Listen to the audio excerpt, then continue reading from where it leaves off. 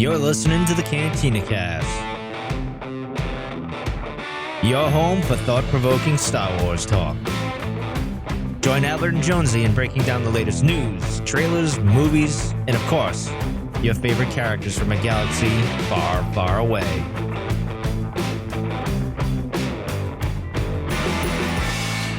Hello, everyone, and welcome to the Cantina Cast. My name is Albert Padilla, and this is the third episode of a bonus series of episodes we're calling From a Certain Point of View. And the title of this episode is called You Don't Mean Old Luke Kenobi, Do You? So for those of you that have been following all of our 10-year anniversary celebration events and that sort of thing, we thought we'd put forward these bonus shows where we allow you, some of our more loyal listeners, followers, supporters of the show, to come on, bring your topics to talk about, and we get to just kind of sit back and have a nice Star Wars chat. And these have been really great. I mean, this is again the third one we've done, had some really great conversations, and tonight is a really interesting topic that had never really clicked with me until it was presented. So we'll get to that in a second, but I'm going to bring somebody on that you all are very familiar with, hopefully by now. It's Jonesy. Jonesy, welcome to the show, sir. Thank you. Now in full high definition. Right. We kicked it up to 1080p, we think, but I don't know. We've joined the 2010s. We've finally made it. You can see the gray coming in a little bit better now. I don't know what you're more than anything. About. You look beautiful. Thank you. So do you, sir. Thank you. And before we get too ahead of ourselves, coming in without his targeting computer is somebody you guys are probably very familiar with. So if you follow Discord, he's a very active member on Discord. He's one of our Patreon members as well. One of the funnier guys, I would say, on Discord. I tend to giggle every time he posts something. But please welcome to the show, Mr. Youthall, or what do you want to be called? MJP, or MPJ, Youthall, Mike. We don't want to call you Mike because that got a bad ring around here sometimes. It's already a claim to that one. So MPJ is good. Otherwise, the screen name would be Uthal for maybe not that long. Okay, so I'm gonna just stop you right now because I've asked Jonesy, and I think he's explained it to me, and it didn't click, or I don't remember. I don't know what happened, but where does your name come from? Because you've had this name for a while, and I've never understood what the origin was. Yeah, my name comes from, it's actually the reason I started on Discord, which was serendipitous, because then that led me to everyone at the Cantina Cast. Yeah. But it's my Dungeons and Dragons, or my first Dungeons and Dragons character name. And it was for maybe not that long, because he was a Goliath barbarian, so all about blood and glory. Right. No armor. No armor, brute force. Right. And then he actually died in a session last month, so it wasn't that long. I think I played him maybe a year. Yeah. And now it's someone new, but the name will live on. Yes, his legacy. We'll pour one out for him. Yeah. Well, thanks for coming on to the show, and thank you for bringing your topic. Again, when I remember telling Jonesy, we kind of massaged this one over the last couple of weeks, and I remember telling Jonesy, hey, here's what we're talking about, and he looked at me, and I was just kind of like, I don't know where it's going yet, but it was really early on, and it wasn't until we started kind of massaging that out and teasing it out a little bit that I felt like, hey, yeah, I get what he's doing here. So, so tonight we're really going to kind of compare, for lack of a better term, we're going to compare Luke Skywalker in The Last Jedi to Ben Kenobi in A New Hope, and in some of the same actions they took, right? Or maybe some of the same inactions they took, and kind of explain the differences between the two and some of the similarities as well. But for you, what inspired you to kind of come up with this the idea here for the show? It really came out of a lot of the negative feedback and backlash from The Last Jedi, and that like with me as well, when I first saw it, it was the dream of, well, oh man, I really wish I could see it like just a full 2-hour Star Wars action movie of Luke Skywalker running around the galaxy and just clearing out the First Order. Yeah. Because he's established so well in the original trilogy. But then after seeing it the first time, sitting on it a bit, and then watching again, so I realized, a big part of the sequel trilogy is that it's moving on to the next generation. And so it shouldn't just be 2 hours of Luke, because it's not about him anymore. Right. Yeah. And so then, okay, what was his role in there? And then it was looking, kind of fits. He's kind of the old hermit now, like Obi-Wan was on Tatooine when we first saw him. Mm-hmm. And then, that just everything he did in The Last Jedi. It's not a shot-for-shot remake of what Obi-Wan did in New Hope, because that would be also a waste of a movie. Episode 7, right? Yeah. Yeah. No, I'm kidding. Yeah. Hey. But it's there are a lot of similarities, and to me, it really makes sense because who trained Luke? Obi-Wan. Right. He's the Jedi that he knew. Like, he's the one he learned from. That's all he knew. Yeah.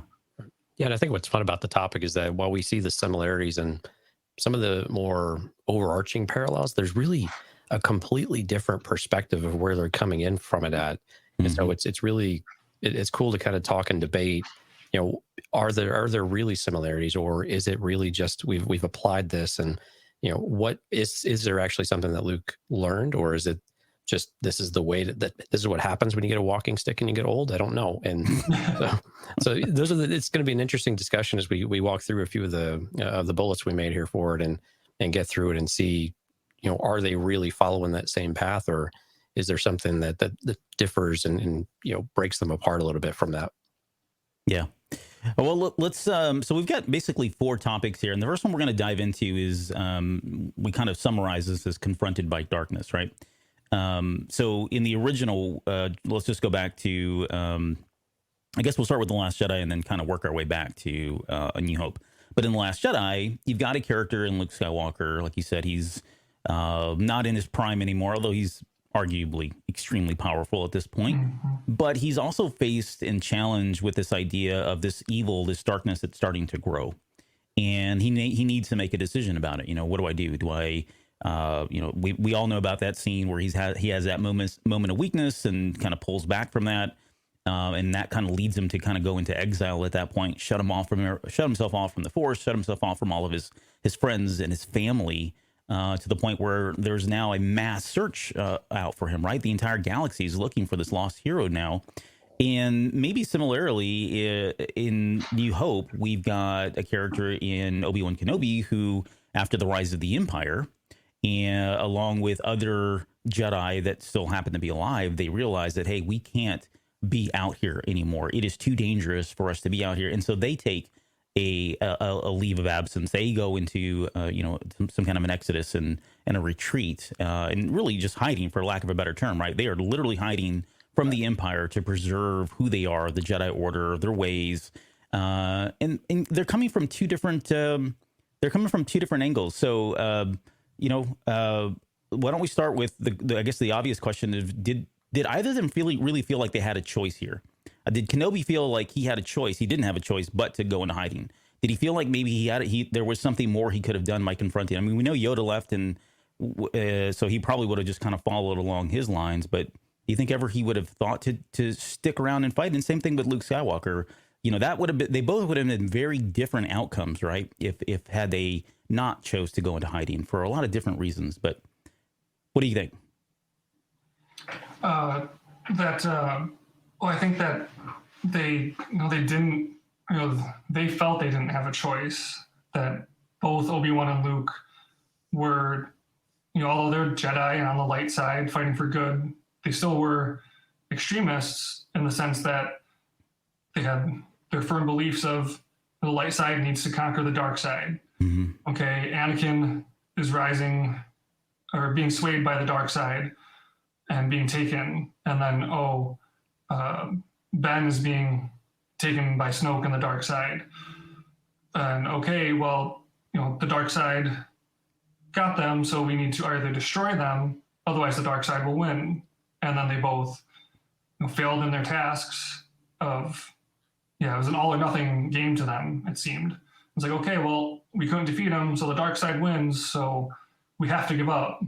And like as silly as it seemed, because then they kind of helped fulfill the prophecy themselves by letting them go and taking themselves out of the equation, so then the dark side could continue to grow once they went into hiding. Yeah. And that, just to strengthen the cycle of the dark side. Right. Jonesy, go ahead. I was going to ask you a question about whether or not you felt like, I mean, your thoughts fine as well, but I want to know, like, from you, how different this thing would have been. Like, what potentially would we have seen or, not seen had they not decided to hide? Right. I mean, with Obi-Wan and Yoda, I mean, they were reeling, right? So, I mean, they're in this position of they're being wiped out, and their ability to respond to this, especially fragmented. They don't know how many are left. They don't know who is around. They don't know who to trust. All the troops have turned on them.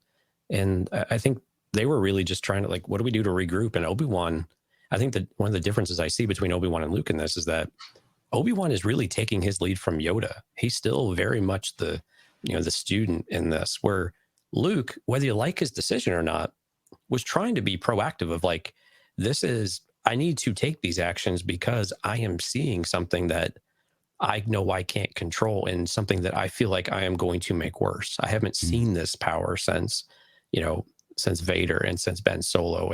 And he's trying to do what he feels is best, even though he's completely misguided on what that decision is. But I feel like they really come from very different perspectives and very different angles on this, because Obi-Wan, I don't know what their choice would have been. I mean, they're being overwhelmed across the galaxy. Mm-hmm. And so I'm wondering, like, what other choice would they have had? And again, they have no army at this point. The rebellion isn't a thing yet. It's still just a group of senators for the most part. And I think they're just in this position where they've got to lay low and figure out what to do about it. And maybe they laid a little too low, but at the same time, their allies knew they were out there with Organa and the rest of the Senate. Yeah.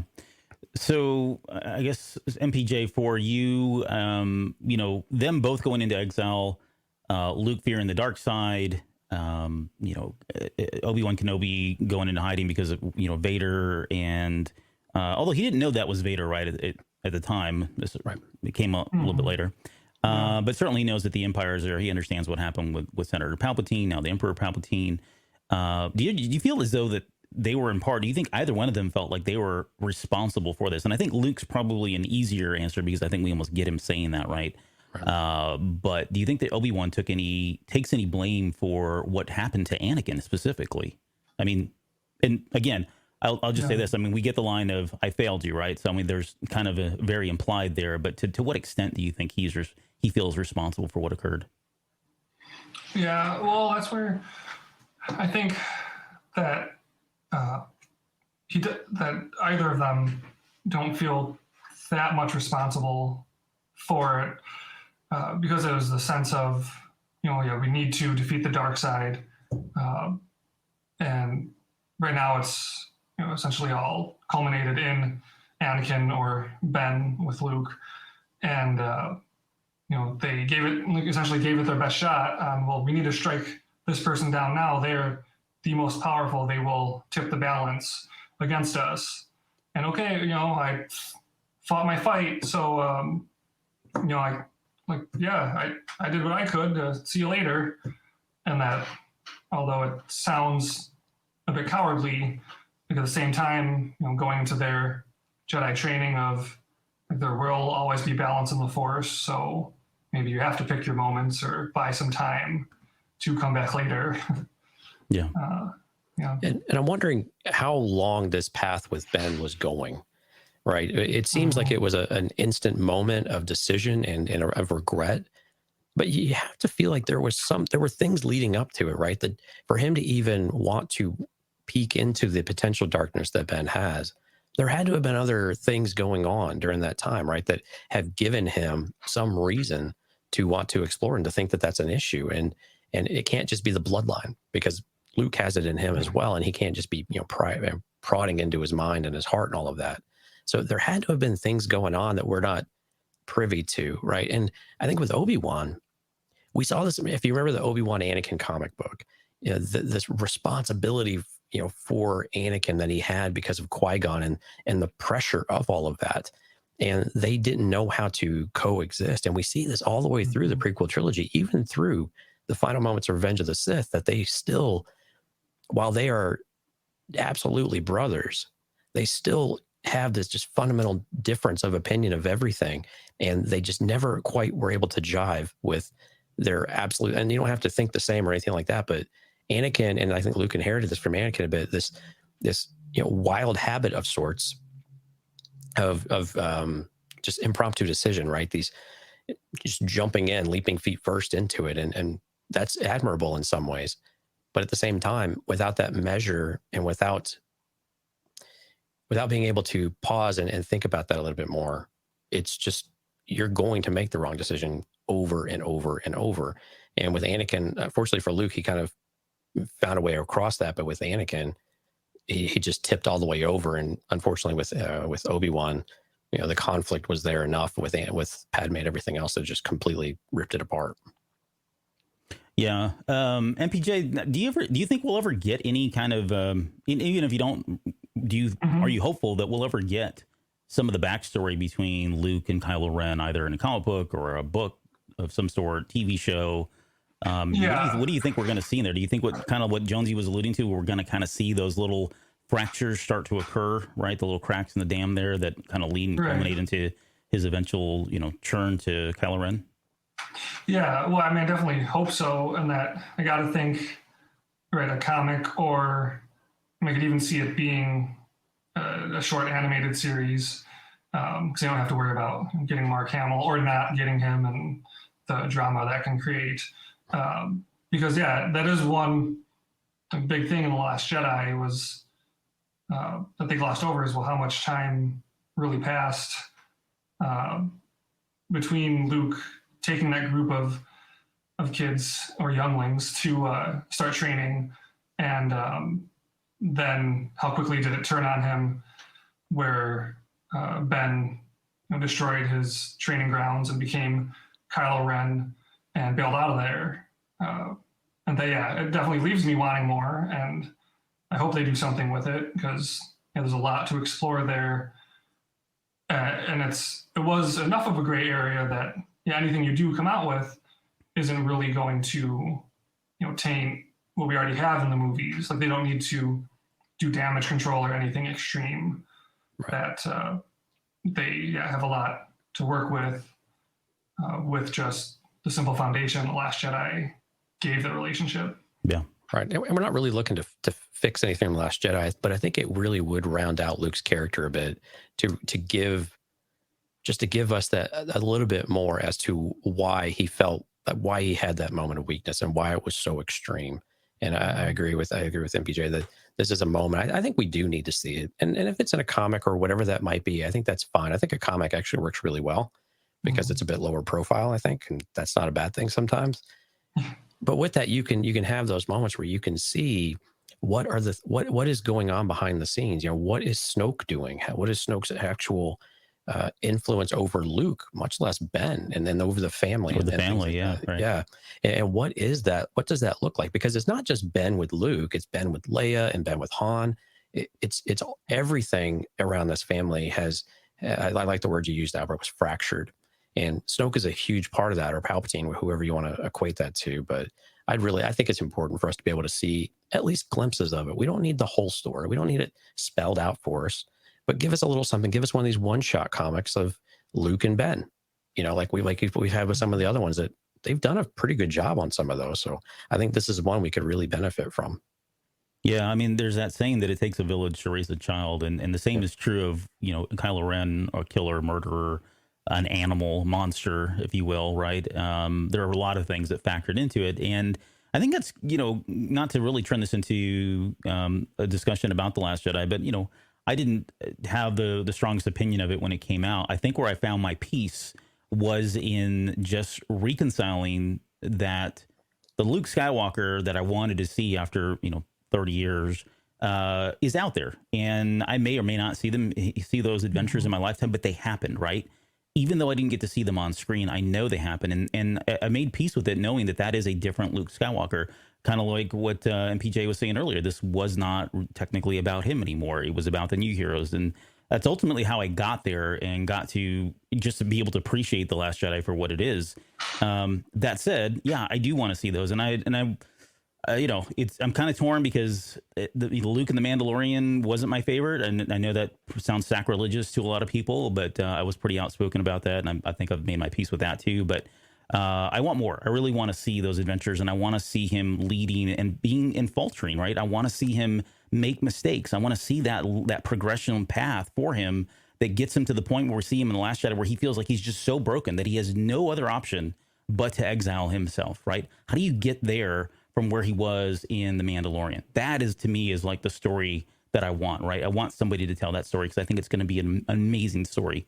At least it's in my head, at least right now. Right. So MPJ, when we get Kenobi, and when we get the Obi-Wan Kenobi story with Ewan McGregor, do you think this is just going to get stronger in us, though, that we're going to really start to crave to see what happened with Luke as we fill in the gaps with Obi-Wan? When we've had a novel in the past that's now Legends, and now we're going to get 6 episodes. I believe it's 6, right? 6 episodes of Obi-Wan. How much is that going to fuel the fires, do you think, to learn more about Luke, very much in the context of this conversation of, why they made these decisions and what their paths actually looked like? Yeah, no, I think, definitely, the whole thing of barring the success of the Obi-Wan series, which seems, because we don't really know too much about it aside from Hayden's coming back and it's going to be Ewan McGregor. So it's promising just on that foundation. But that, like that, I definitely will, like you're mentioning, like crack open the door on, hey, we can do this essentially mini series. And maybe it is just one season of the Kenobi series. And that, we can just pop in just one little series of, maybe Luke and Ben, or Luke in some of his gaps from, what is now the Mandalorian Luke to The Last Jedi Luke. Right. And because there's just so many ways they can go with it to just get something to fill it out more. Yeah. Let's talk about the motive, I guess, behind both of them in training, really, because if you think about it, you've got Ben Kenobi, who has this young boy. He's been watching him. And I think most people know the answer. Although if you've not watched, Rebels and the Clone Wars, this may not be clicking for you.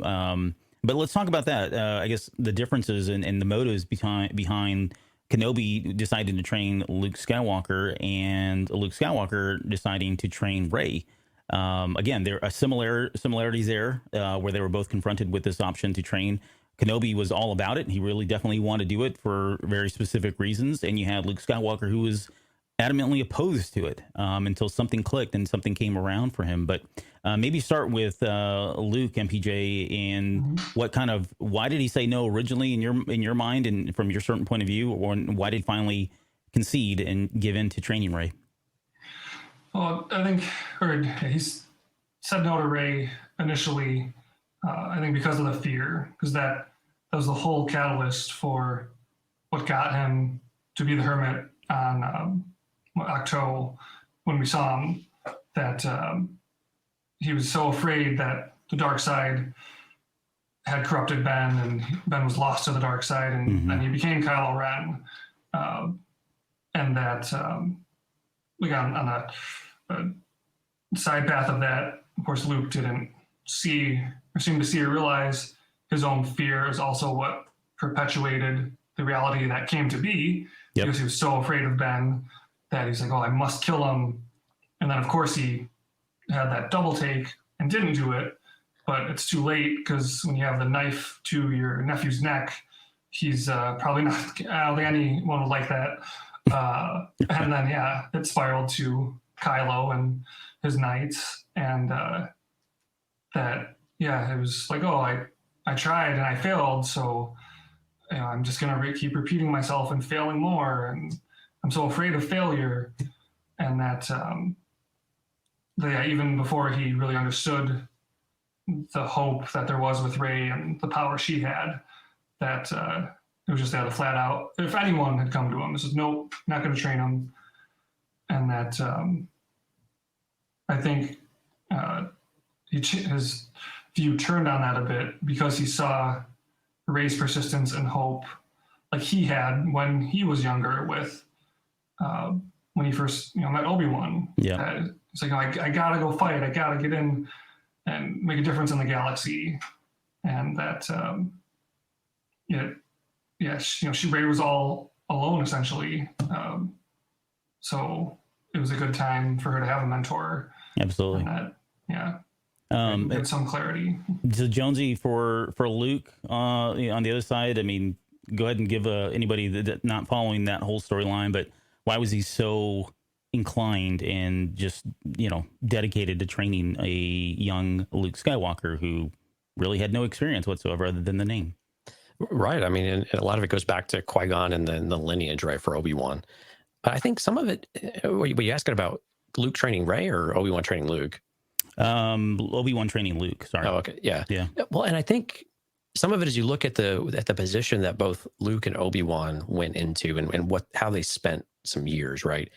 Obi-Wan went in at a time of darkness, but with a position of hope. And his job was to protect and to really nurture that hope and that light, that one day it was going to come about. And he still had guidance. I mean, we presume that he was still somehow in contact with Yoda and somehow maybe in contact with Qui-Gon. And so he had people that were help guiding him in the long run as well, where Luke, when he completely shut himself out, he was the hope, right? And then when he lost all of it and shut himself down, he just brooded. And so he had to be pulled out of that dark. It was like it's almost the other side of the coin, right? He had to be brought out of it, where Obi-Wan was the one who was responsible for keeping it. That was his purpose. It was his drive. Mm-hmm. Where Luke, I think we have some inconsistencies with what we believe in some of this, but we don't really know what Luke's driver was coming out of Return of the Jedi and in this gap between this. Presumably he started a school, right? He had the kids, he had Ben, but what was he really doing in all of this time? What was his driver? What was his intent besides searching for artifacts and things like that? We haven't really got that clarity about what his purpose was. And Obi-Wan benefited from having a very clear purpose.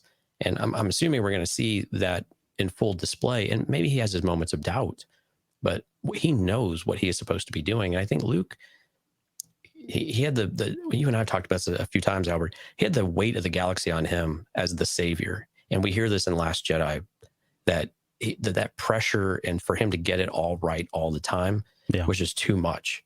Right. And to where he just became this self-deprecating, hermit. Yes. And Obi-Wan didn't have to have that burden on him. He had the burden of keeping it alive, but at the same time, he had the benefit of not being a celebrity anymore and actually being kind of an enemy number one. So but that's kind of a key difference between the where they're at, though, I think, with some of that. Yeah, and so for Luke Skywalker, Luke Skywalker, after post Return of the Jedi, a lot of the questions that you're hinting at, I think, are a lot of the questions the galaxy had at large. Right. What is the purpose of the Jedi at this point? What is the Academy going to look like once it was stood up? What is their purpose? What were they going to do? What was Luke's vision for the Jedi Order? Was it more of the peace protecting type people? Was it more of a warrior? Was it some kind of a hybrid? And I don't know that Luke had all those answers either, right? I think he was kind of feeling this out. And we don't have a lot here, but those are the things that, and he probably made some bad decisions. He made some bad choices and probably regretted some of the things he did, especially culminating in his, nephew, turning to the dark side or potentially turning to the dark side. So all of that is very intriguing stuff that hopefully, we get a little bit later. I think I want to go back to Kenobi, though, and I want to go back to Clone Wars, where Maul is dying in his arms, and he asks him, is he the chosen one, right?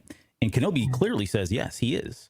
And that is the prime motivator for him. That is why he is so hyper-focused on ensuring that he stays on Tatooine, although now it sounds like he's going to get off the planet, and that I'm actually okay with that.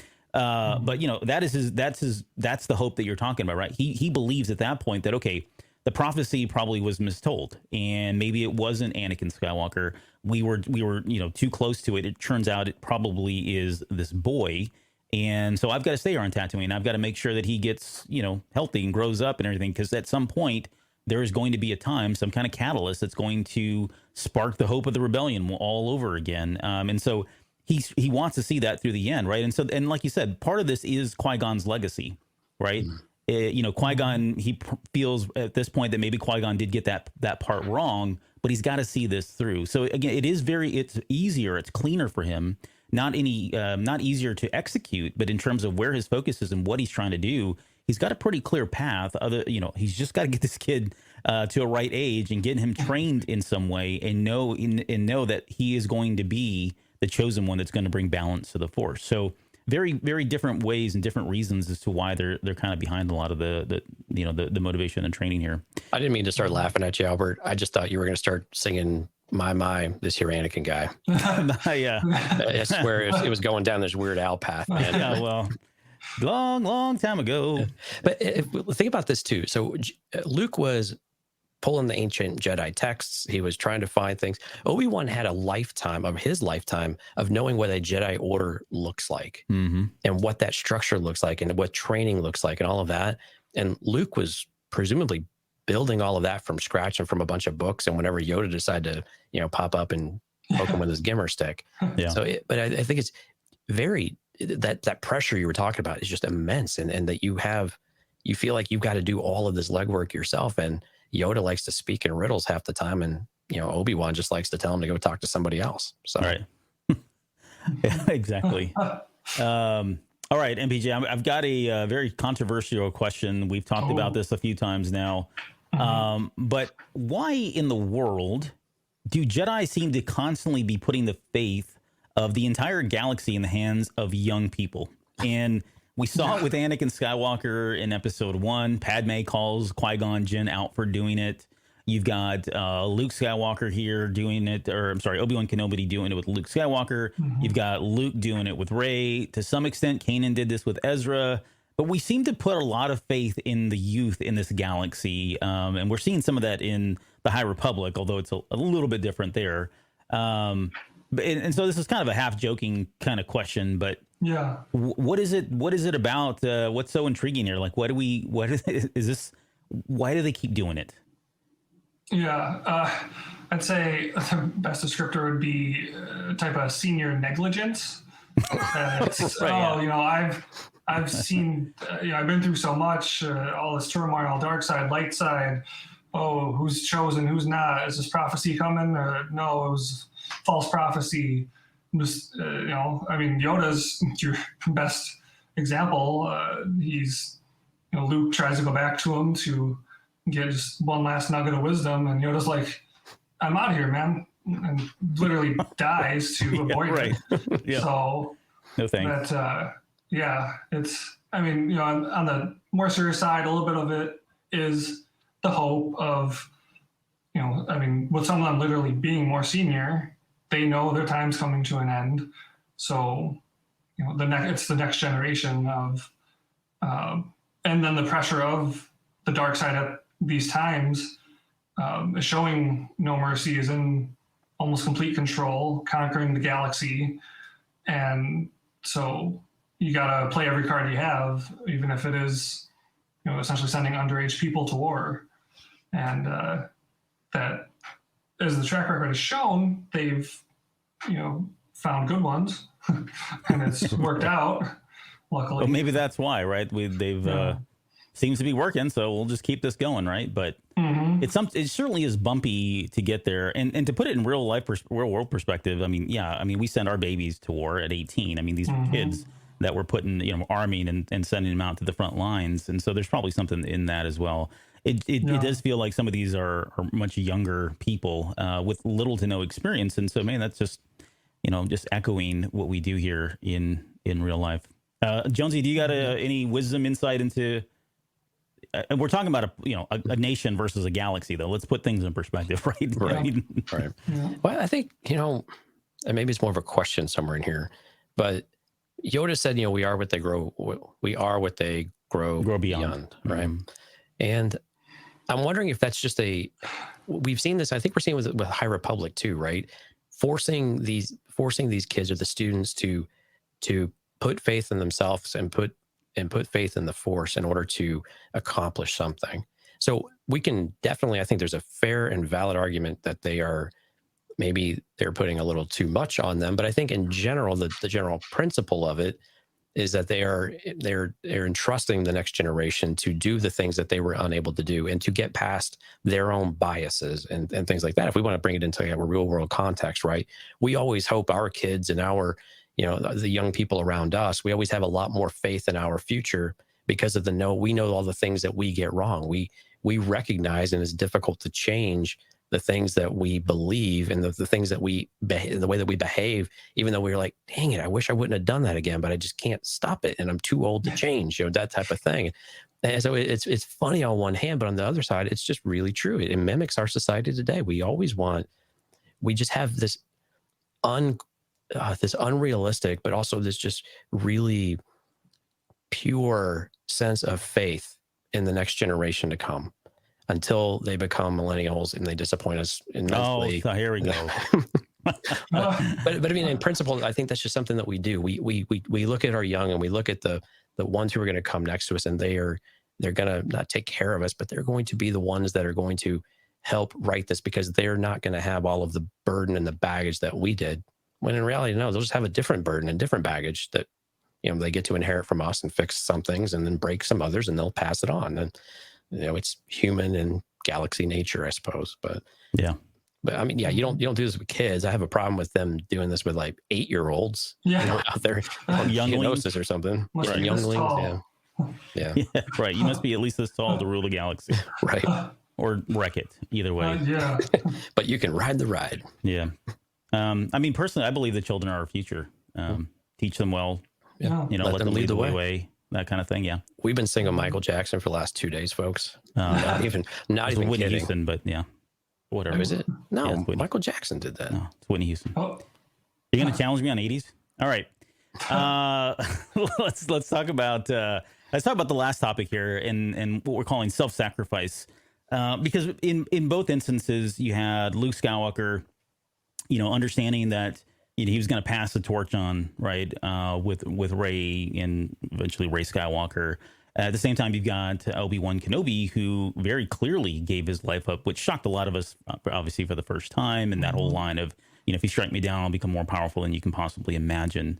I kind of hinted that there was probably two primary reasons here as to why both of those guys did it. MPJ, do you want to just kind of take that and talk about what was similar in both of them? And then if there's anything else that you see here in terms of their motive and why they would self-sacrifice themselves like this?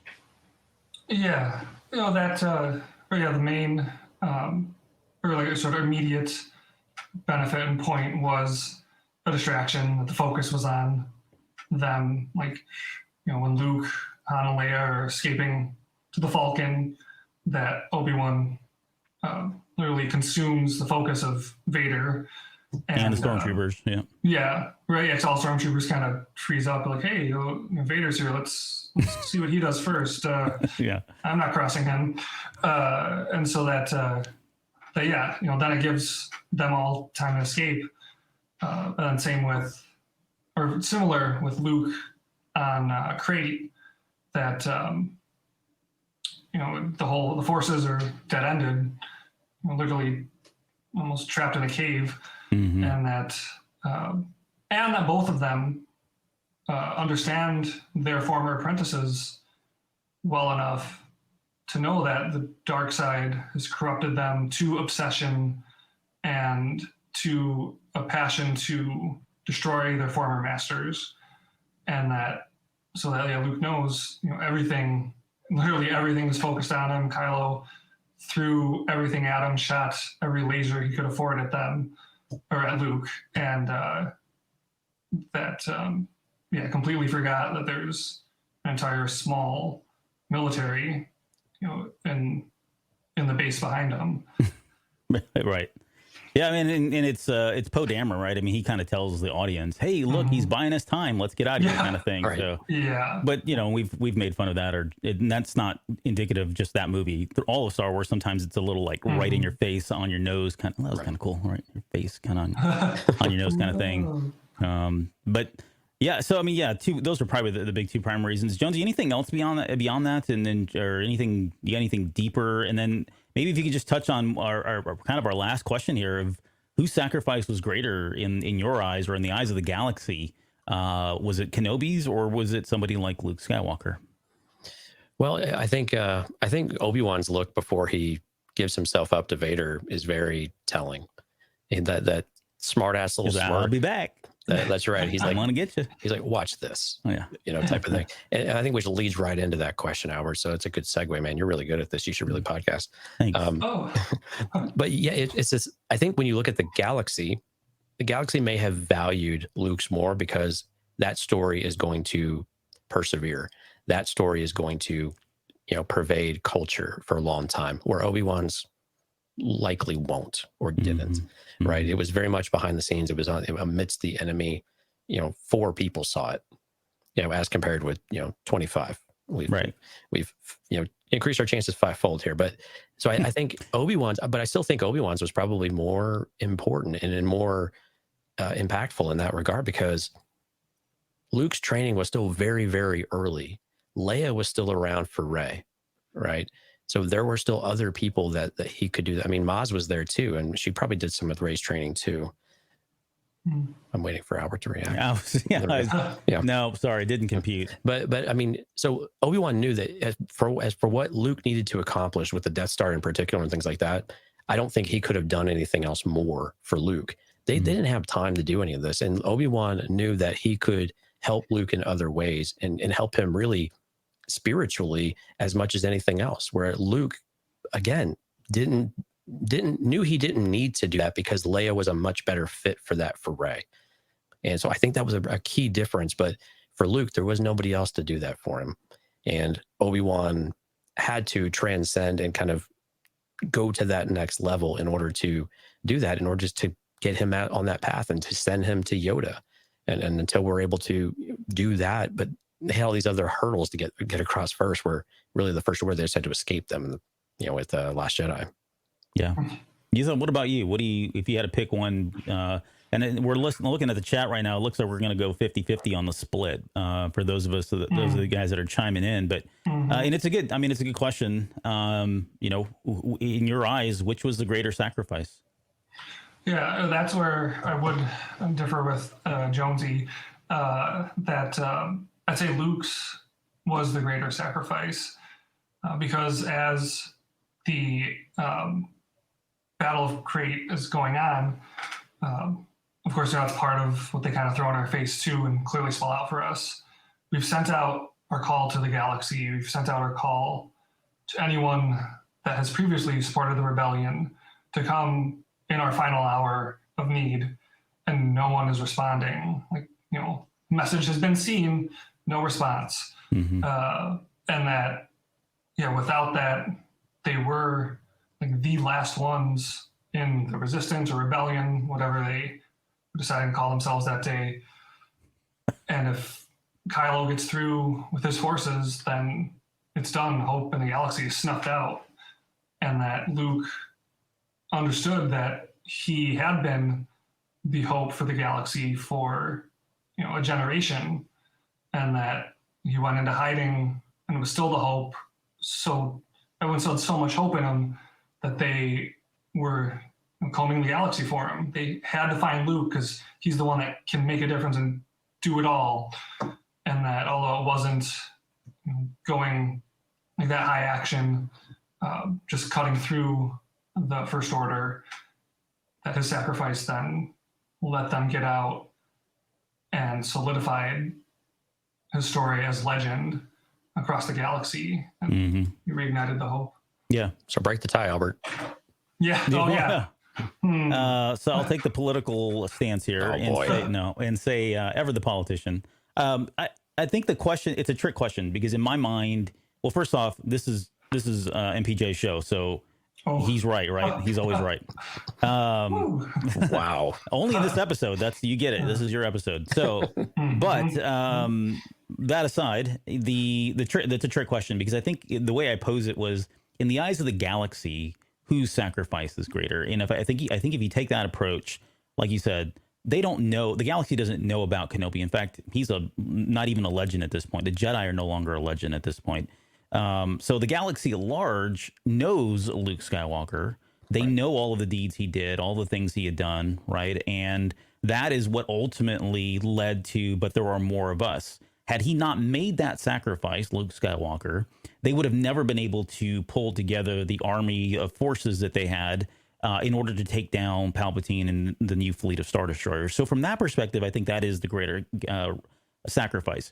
Me personally, I do feel like it is Luke Skywalker as a viewer, only because that was, as Leia said, their most desperate hour, right? That was really the very end of it. I mean, you can make the argument later on that, in the future, they were desperate as well. And that had really allowed, if Palpatine was allowed to leave Exegol with that fleet, I don't know that anything would have been able to stop them at that point, right? It would have been years, millennia before something was able to kind of come back and rise to kind of take back power. But yeah, I think that's kind of the my entry or my way to weasel out of this. In the eyes of the galaxy, I think it's probably Luke Skywalker, but my own personal opinion, definitely Luke Skywalker, or I'm sorry, Ben Kenobi, his sacrifice was more. So I don't know. I mean, and again, we're still seeing people go back and forth here in the chat about which one was better. And if you guys have an opinion, throw it at us. Again, it's if you guys are mad, blame MPJ because this was his question and his find stuff me on here. Discord. I'm on Discord. Yeah, you can find him on Discord there. Oh no. Oh yeah, we lost Jonesy. No, he was so upset. He was so upset. He's such a spoiled sport, man. Whenever he's like tell him he's wrong and he knows he's wrong, he always leaves the show like mid show, just like that. It's unbelievable. And I was just going to talk about how the greatest thing Obi-Wan and Luke had in common were their wonderful beards. And it's not even right to enjoy it. Nope, he's not. He's a sore loser. No, I think we lost Jonesy, but he'll be back in greater numbers. So, well, that's actually the very end of the show. So we'll end it. We'll leave it there. Again, MPJ, thanks for coming on, man, and thanks for bringing this topic and really kind of putting this whole juxtaposition of Kenobi and Skywalker and showing the parallels that they both kind of went through, but for very different reasons. So, yeah. If you guys you guys can come on Discord and you can talk to MPJ, you can talk to myself, you can talk to Jonesy whenever he's free, whenever he's ready to talk to people again. He'll be available if you'd like. And we'll be back in just a few days here. We've got the May the 4th be with y'all. We're doing that. It's a Austin charity event. We'll be broadcasting that on May the 4th.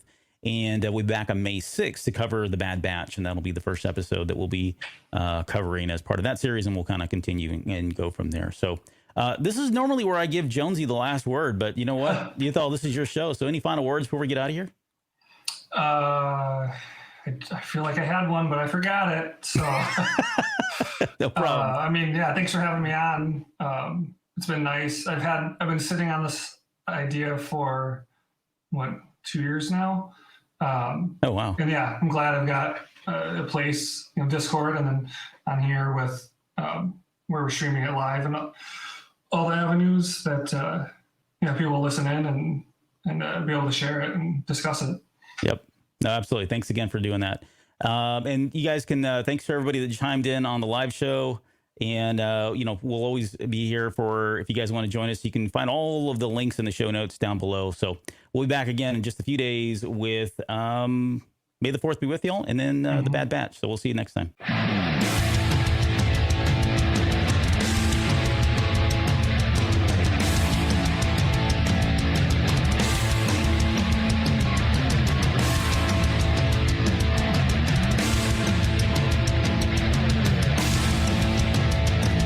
You're still listening? Wow, that's amazing. Well, I'm here to give you the disclaimer. Normally we do a big, long, drawn-out disclaimer thing saying what's what and who's what and all that other stuff, but I think you guys kind of know that Lucasfilm and Disney have no affiliation with us at all, and we have none with them.